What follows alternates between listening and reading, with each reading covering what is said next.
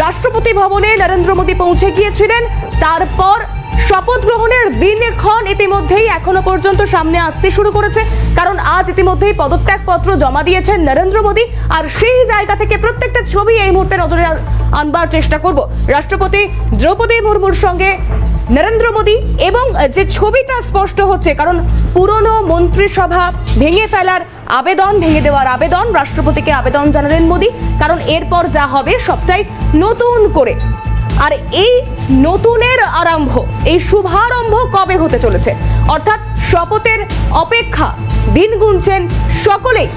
কিন্তু এই শপথের দিন এখনো পর্যন্ত যেমনটা জানা যাচ্ছে তাতে 8 তারিখ অথবা 9 তারিখ, সেক্ষেত্রে 8 তারিখ 8ই জুনই শপথের সম্ভাবনা সব থেকে বেশি রয়েছে। এবং এই প্রত্যেকটা দিকে, কারণ আগে দুবার রাষ্ট্রপতি ভবনেই শপথ গ্রহণ হয়েছিল, এবার 2024-এ শপথ নেবেন কর্তব্য পথে। তৃতীয়বার সরকার গঠনের লক্ষ্যে এগিয়ে যাচ্ছে এনডিএ।